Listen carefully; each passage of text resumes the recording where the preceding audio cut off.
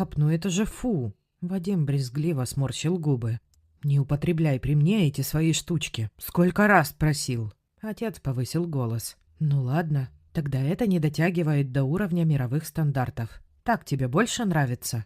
Глебу Борисовичу все начинало нравиться меньше и меньше. После женитьбы сын очень изменился. И сейчас папа с трудом узнавал своего нетребовательного и скромного Вадюшу, всегда обходящегося малым. «Да ради бога, я нисколько не возражаю. Добавляйте деньги и поезжайте туда, что дотягивает до этих ваших стандартов. Но ты же прекрасно знаешь, что у нас нет на это средств. Так снизьте стандарты. Какие проблемы-то? Нечего замахиваться на то, что не достать». Речь шла об отдыхе сына с невесткой. Красивая Алисонька хотела отдохнуть по классу люкс. Но на люкс общий бюджет не дотягивал. В семье работал один Вадик. «Да, так получилось», — капризно кривила надутые губы девушка. «В институтах никто не захотел мне пойти навстречу». Из 2 институтов девушку благополучно отчислили за прогулы и неуспеваемость, хотя она училась на платном. Небогатая мать выбивалась из сил, вкалывая на 2 работах, чтобы закрывать хотелки дочки. При попытке устроиться на работу девушка тоже встретила полное непонимание ее трепетной души. То требования были не по силам, я не собираюсь там торчать до 18:00, то вопросы на собеседовании задавали глупые. «Расскажите, какое у вас образование?» «Да никакого, только школа. Я же все написала в резюме, вы что, читать не умеете?» То начальник оказался идиот. Я ему озвучила желаемую зарплату, а он начал ржать в голос. «Ну как, скажите, с таким работать?»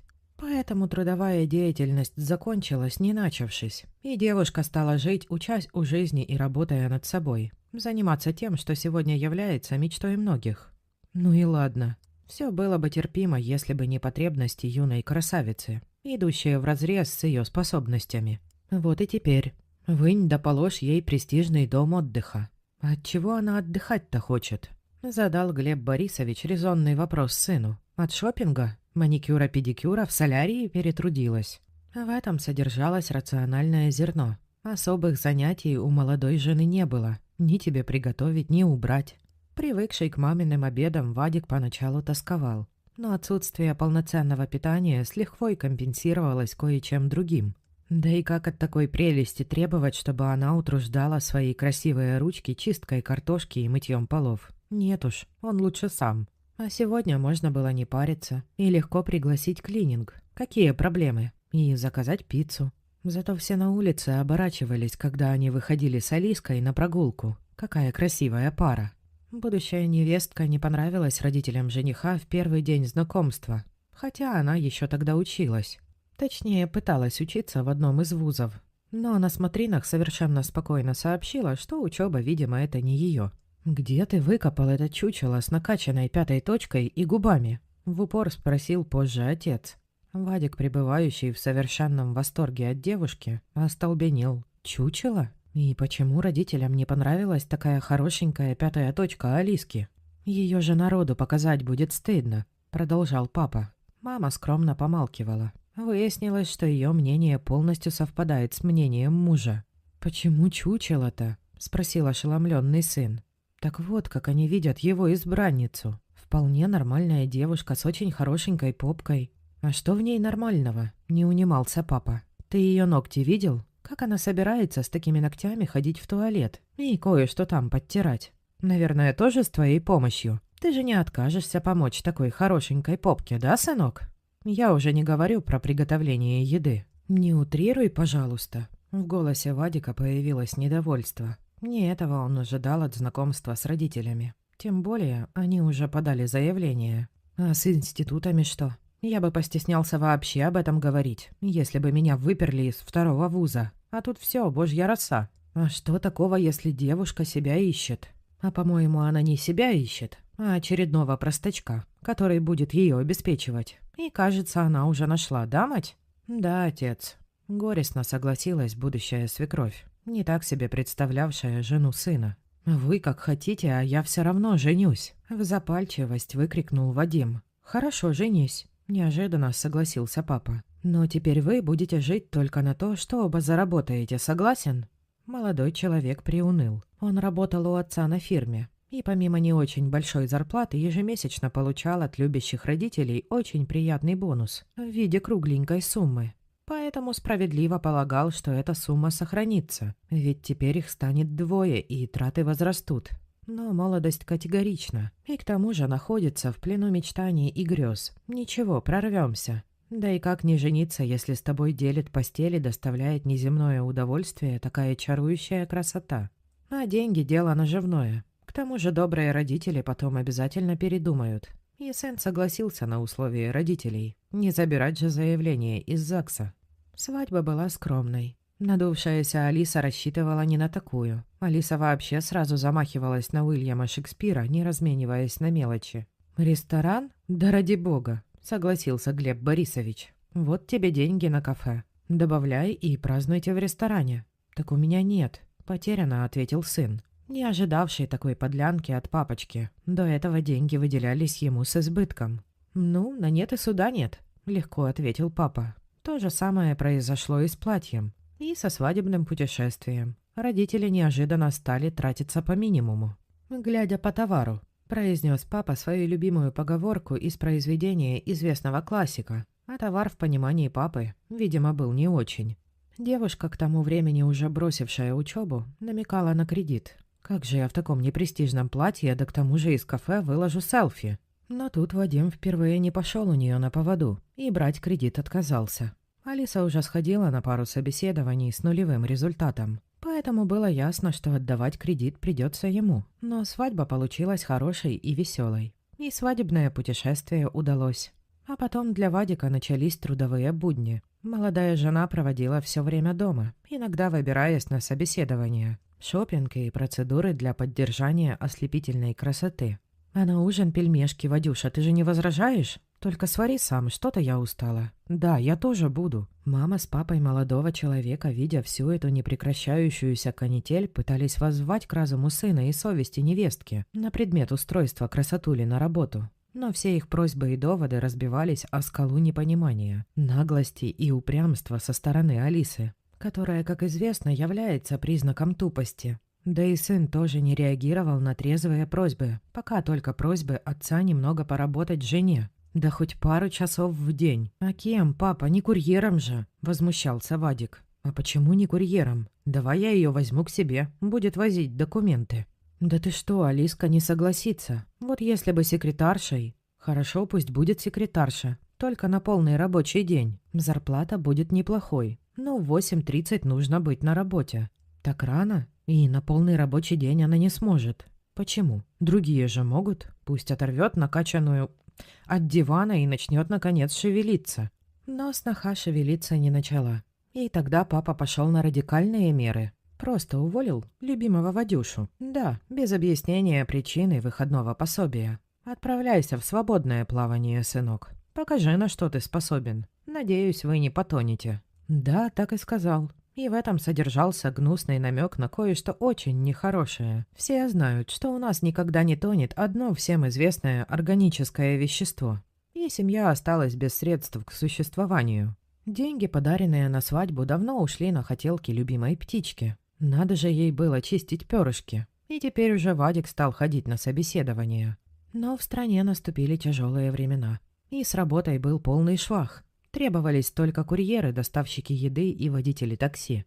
И тогда он стал работать курьером. А в свободное время таксовал, но денег все равно не хватало. Можно было сэкономить на еде и уборке. Начать готовить дома и мыть толчок самим. Но муж все время торчал на работе, а у жены были лапки. «Алисонька», — осторожно начал после очередного ужина пельменями Вадим. «Может, пойдешь немного поработаешь? Я не справляюсь».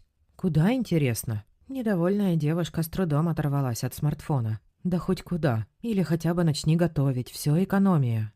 «А как, интересно, я буду готовить с маникюром? Какой ты все-таки смешной». «Да, смешной», — подумал муж. «Коверный клоун, ёлы-палы. Обкушаться просто». И у него впервые появилась мысль, что родители-то были правы. К тому же качественный интим уже не компенсировал чувство голода и изжогу после готовой еды. Очистить сантехнику и пылесосить после трудового дня становилось все труднее. На уборщицу денег не оставалось. И тогда произошло то, что должно было произойти.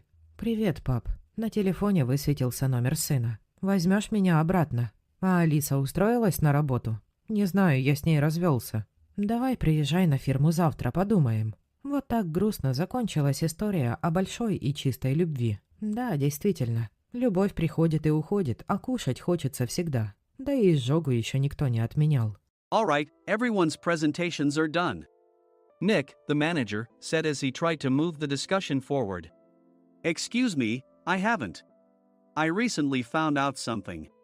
Nick interrupted me and began to speak. There's apparently someone in this department who didn't graduate high school and is just a part-timer. Meetings should be for employees only. Absolutely right. His lackey, Mike, of course, agreed with Nick. I'm leaving.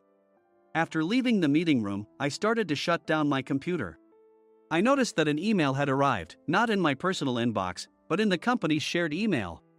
Thinking, there's no point in speaking up, no one will listen, I went home quietly. The next day, I heard a commotion from Nick's desk. He was staring at his computer screen, his face pale. Nick? Is something wrong? Mike looked at the screen with him. And he turned even paler than Nick. Why is he so angry? Knowing the reason for Mike's distress, I thought to myself, serves them right. My name is Adam. My mother passed away when I was in the 9th grade, and I was raised by my father. Well, you could hardly call it being raised. After my mother passed, my father changed. He drowned his sorrows in alcohol, and though he still went to work, he squandered our living expenses on horse racing. Because of that, I had to start working part-time as soon as I entered high school. Every month, I went to the convenience store with bills in hand that couldn't be auto-deducted from my father's account. Even though I endured it because I didn't want to be alone, I reached my limit in my second year of high school and dropped out. I found a live-in job at a distant inn. Thank you for everything. The day I left home, my father, still staring at the TV, spoke. Take care. That was our last conversation. Back then, 18 wasn't the age of majority, so I needed my father's permission to work, and I couldn't hide my place of employment. Yet, my father never visited me even once. I kept working just to survive, and before I knew it, I was 42. Years of hard work paid off, and I was transferred to the headquarters. I was thrilled to be recognized by the company, as I thought I'd be working in the field until retirement due to my lack of formal education. Listen up. Our work can change the future of our employees. Don't drag us down. On my first day after the transfer, Nick, dressed in an expensive suit, spoke sternly. There was a reason for this. Our inn was located in a prominent tourist destination, known so well that everyone in the state could sing its commercial jingle. At its peak, we had 5 locations within the state. But that was long ago. Due to financial difficulties and aging facilities, only the place where I had worked for many years and the original establishment remained. I was prepared to lose my job anytime, but now there was a glimmer of hope. With the rise of social media, the tourist area where the inn was located started gaining attention again. Depending on how hard the sales department, where I was transferred, worked, we could either thrive or be forced to give up this prime location to the new hotel chains continuously popping up. For Nick, who had switched careers from another industry to strengthen our sales, this was a battle he couldn't afford to lose. I understood why he had to be strict. I will do my best. Nick sneered at my enthusiastic declaration. Did you not hear what I said? I'm sorry. I thought I was listening carefully. Out of habit from years of customer service, I apologized reflexively, though I had no idea what had offended him. Someone was watching me with a smirk. In this department, there are those who are expected to excel and those who have been shoved here because they have nowhere else to go. You are the latter. It was Mike, the section chief. He's 7 years younger, at 35. But he was called to headquarters much earlier than I was and had been moving around within the headquarters ever since. I'm not jealous, but I can't accept that he's my boss. Graduating from a prestigious university, he has an unusually high pride and caused many problems as a newbie, making things very difficult for me when I was the front desk leader. When I found out Mike was transferred to the sales department a month before me, I was disheartened. Mike is right. With just a middle school diploma, there's not much you can do. Don't even think about achieving results. As if I didn't exist, Nick remarked, I'm thirsty. Mike eagerly ran to the coffee maker. It seems Mike is Nick's lackey. I regretted being happy about my transfer to headquarters, wishing I had stayed on site forever. Send a direct mail to every company on this list by the end of the day. Nick only assigned me tasks that even a new graduate could handle. What? There are over 1,000 companies. You want me to send to all of them by today? Yes, if you and your fellow misfits split the work, even those with nowhere else to go should finish by today. I glanced at the employees typing away expressionlessly. They were worn out from customer service, only thinking about leaving on time, or were women reassigned after having children. With zero motivation for work. Even Sam, a new graduate from the same university as Mike, who was supposed to be among the expected achievers, had no enthusiasm for the job. Having joined the company wanting to do customer service. I don't care what they say, I plan to quit anytime, he said. Only Nick and Mike were highly motivated, making all the decisions between the two of them. I originally only wanted to work at the inn to survive and had no particular attachment to this job. I swallowed my words, thinking I had no right to reprimand them. About a month after the transfer, Nick told us with a frustrated look. To commemorate the 50th anniversary, we've decided to create a plan exclusive for one group per day. Originally, Mike and I were supposed to come up with it, but our president, Mr. Thompson, insists on hearing everyone's opinions. So, you all get a chance. As Nick explained, Mike began handing out prints. Make sure not to embarrass Nick. If your ideas are half-baked, you'll have to redo them. It seemed that they had printed his handwritten notes by Mr. Thompson, which included several questions and a section for free responses. It made sense why Nick had to seek our input, given that all responses had to be submitted to Mr. Thompson. We were given a week to think about it, and a meeting was scheduled to compile our ideas. My plan is to let guests enjoy both the old and modern America. Nick began the presentations. Guests would watch a master confectioner at a nearby traditional sweet shop make sweets in front of them. The welcome drink would be premium tea in a bottle. Nick's plan was certainly attractive. After his presentation, Nick called on us to present in the order we were seated. Just as I stood up for my turn. All right, everyone's presentations are done. Excuse me, I haven't. I recently found out something. Nick interrupted me. There's someone in this department who didn't graduate high school and is just a part-timer. He was likely talking about me. I joined the company as a part-timer and was made a full-time employee when I turned 20. That was 20 years ago, so Nick and Mike probably had no chance to know until recently. Meetings should be for employees only. Absolutely right. After that, Nick kept creating opportunities to solicit everyone's opinions, purposefully excluding me from speaking. The meeting unexpectedly heated up and went past the scheduled end time. A few people asked to leave, and the discussion continued with the remaining few. Still here? Normally, you'd leave in that situation. Though I had no attachment to the job initially, hearing kind words from customers made me want to make them happier. For someone like me, with nowhere to go, the inn was my home and customer service was my life. I felt pathetic about my current self. I'm leaving. I left the conference room and started shutting down my computer. I noticed an email had arrived, not in my personal inbox, but in the company's shared email. Thinking no one would listen to what I had to say anyway, I quietly went home. The next day, while preparing the DM as instructed, I heard a commotion from Nick's desk. In his haste to stand up, he hit his knee on the desk. He stared at his computer screen, his face pale. Nick! What's wrong? Mike, thinking he should be the first to rush over, approached Nick while still wearing his coat. He peered at the screen with Nick. And he turned even paler than Nick. Why is he so angry? Who is responsible for this company?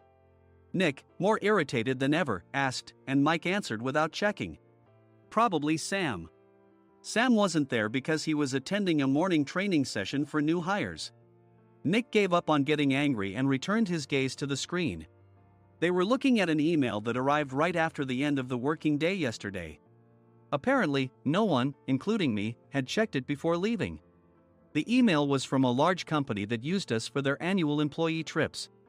The president and executives of that company also frequently used our services personally.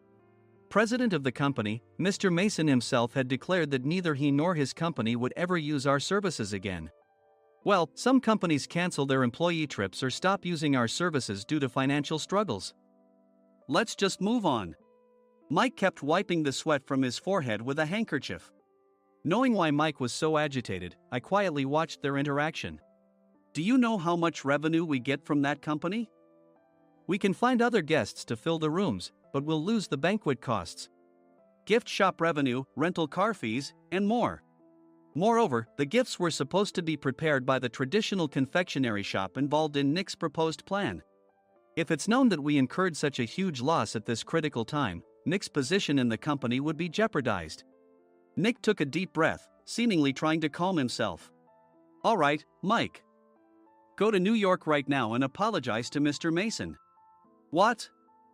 You're coming with me, right? I have urgent work to do. I trust you, which is why I'm entrusting this to you. Please. Mike, believing Nick's sincerity, agreed with a determined look on his face, saying, yes. That's Nick for you. Even if Mike went to apologize, Nick would shift all the blame onto him if the client didn't change their mind. Well, it was Mike's fault to begin with, so it served him right. About 3 hours later, Sam answered a call from somewhere and repeatedly apologized, saying, I'm very sorry. Everyone watched to see what was happening. After ending the call, he informed Nick with a weary tone. When Mike arrived at the client's company, he only made things worse, further infuriating Mr. Mason. He was demanding, get his boss here immediately. It was no wonder Sam was exhausted, dealing with such a call right after returning from training. What is that idiot doing? All right, Adam, you're coming with me. If sacrificing Mike didn't work, then I must be next. Normally, I'd want to refuse at all costs, but I saw an opportunity in this situation. If I can be of assistance, I'd be happy to join you. I obediently followed Nick, and we flew to New York. When we introduced ourselves at the reception, it became clear how serious the situation was, as the receptionist personally escorted us to the president's office. Angry voices leaked through the door, making both Nick and me uneasy. Excuse me. I'm Nick, the supervisor. I understand my subordinate has caused you trouble, and I deeply apologize. Nick, with his experience in the corporate world, knew enough to offer an apology before excuses. However, his customer service skills left much to be desired. I sighed as I saw Mike trembling like a small dog in the corner of the room. What kind of training are you giving your subordinates? Mr. Mason glared at Nick with a red face. The intensity of his gaze made even Nick take a step back. Regrettably, I joined this company only 2 years ago and was unaware of Mike's issues. I should have identified his shortcomings sooner. Indeed. I should have realized sooner.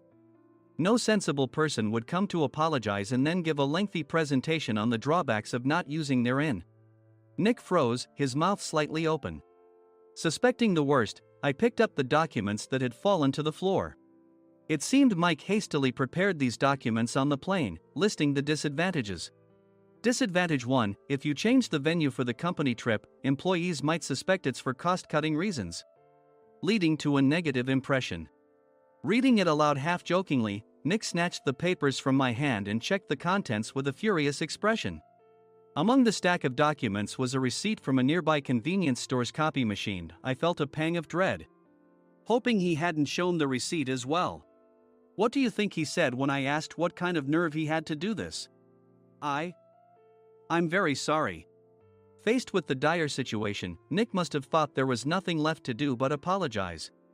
In a voice smaller than I'd ever heard from him, he uttered words of apology.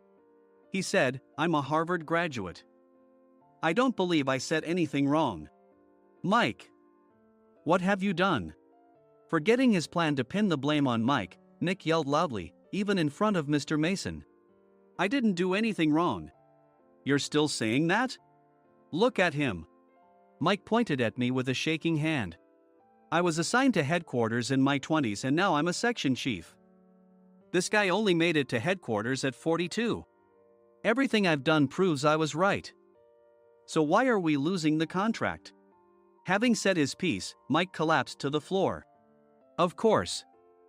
You were sent there because you had nowhere else to go. Mike never expected to hear such words from someone he looked down upon.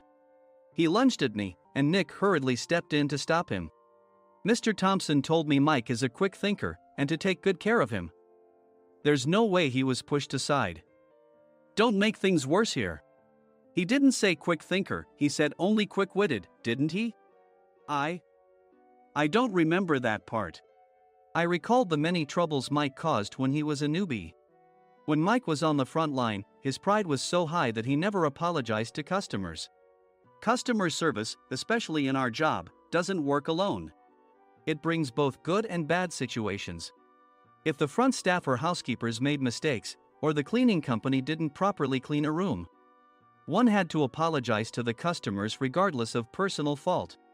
Mike, in such situations, would never apologize, insisting he wasn't at fault. This often angered customers, and as the front desk leader, I frequently had to apologize on his behalf. He caused complaints and disrupted operations, which is why he was quickly moved to headquarters. In departments where he didn't interact directly with customers, his quick thinking was beneficial and things went well. But it seemed his flaws were starting to show. Corporate reservations are supposed to be entered into the system by the sales representative. But a quick check yesterday revealed that more than 10 items were missing from the client's reservation. The handover document clearly stated what needed to be prepared. Why didn't you enter it into the system? Why do we have to give them special treatment? Filling rooms near the banquet hall, setting up all the food in advance. Specifying the brand of wine, they're too demanding. No wonder he always angered customers, I thought, feeling a headache coming on. Grouping them in rooms near the banquet hall is for our benefit too. It makes it easier for the staff to set up beds and serve breakfast since everyone's schedule is synchronized. As for the other requests, Mr. Mason suggested them to lighten our load. I didn't know that. Nick finally seemed to realize that Mike was the one who had angered the client. What did you say to them? I just told them we wouldn't give them special treatment anymore. We shouldn't waste effort on things that don't bring in money. I was utterly exasperated at his lack of understanding of customer service. Of course, we shouldn't comply with unreasonable demands. But carrying over successful practices from past stays makes customers feel remembered and enhances their experience. Good memories encourage repeat visits. That's part of our job. I looked down at Mike, who was sitting on the floor. In our job, nothing is a waste. Mr. Thompson likely moved you to the sales department, hoping you'd finally understand this. How do you think he feels now that you failed to meet his expectations? Mike, tears in his eyes, fled the president's office. I was amazed he still hadn't apologized. You have it tough, Adam. It's okay, we're all employees of the same company. I deeply apologize for this disrespectful incident. Especially after all the care you've shown us. If it weren't for you, Adam, I really would have stopped staying here. When I heard you were moving to the sales department, I was willing to reconsider if you handled it. Seeing us talk so amicably, Nick's face contorted. Do you two know each other? Adam's service is excellent. I always requested him specifically. Normally, we don't accept specific staff requests, but we made an exception for Mr. Mason, adjusting my shifts accordingly. He had personally stayed at our hotel just before my transfer, and during casual conversation, I mentioned, I'm moving to the sales department soon. If I hadn't told him then, things could have been much worse. Please continue to take care of us. I look forward to it. On the return flight, Nick awkwardly offered me a can of beer. It's still working hours. Of course, I had no intention of forgiving him for a single beer. Nick might try to pin everything on Mike and avoid any consequences. While pondering this, a startling fact came to light. Nick, the tea bottles for the plan have arrived. I handed Nick a bottle labeled with our inn's name. They look good. What are you talking about? These are plastic bottles. I had assumed we would use the trendy, high-end bottling tea. But what arrived were ordinary plastic bottles of tea with customized labels. The only unique aspect was the label, which had the inn's name, making it look customized. Upon further investigation, I discovered that a substantial amount of money was set to be paid to the tea company. It was priced like bottling tea. Does this plastic bottle really cost $100 each? The tea inside is specially blended for us. The extra cost is for that. Wouldn't it be better to use another tea company? Or is there a specific reason we must use this one? As Nick continued to make excuses, I showed him a printed email. I informed the tea company's president, Mr. Mitchell, that we discovered irregular payments and he confessed. He said you two were high school classmates and planned to split the extra money. That idiot. Why did he confess? That's not important. You should worry about yourself, this could turn into a police matter. Opening the bottle cap, I suggested. How about calming down with this tea? It supposedly has a relaxing effect. Nick drank the tea frantically. In the following days, decisions were made about their fates. Mike was reassigned to the General Affairs Department, with no chance of transfer or promotion, as per Mr. Thompson's orders. As for Nick, since the payment to the tea company hadn't yet been made, he narrowly avoided legal trouble. Instead, he was encouraged to leave the company, and to avoid further complications, Nick submitted his resignation. Rumor has it that connections between HR departments have made it difficult for him to find new employment. Even though it was good to have those two gone, something unexpected happened in the sales department. Everyone became motivated and united in refining the 50th anniversary plan. In the end, my plan was adopted. We collaborated with the Tourist Information Center to provide personalized guides. The plan, tailored to the number of guests, was truly special for the 50th anniversary. Hey, is Adam's family coming to stay? I immediately booked that special plan for my family. Sam noticed it on the reservation list and quickly picked up on it. Yes, I'm inviting my father. That's great. I might invite my parents too. I lacked the courage to face my father just as Adam. But here, with the confidence Mr. Mason praised, I felt ready. The 50th anniversary plan was a perfect opportunity to reconnect with my father. I hoped to bring back the days when we could laugh together as we once did.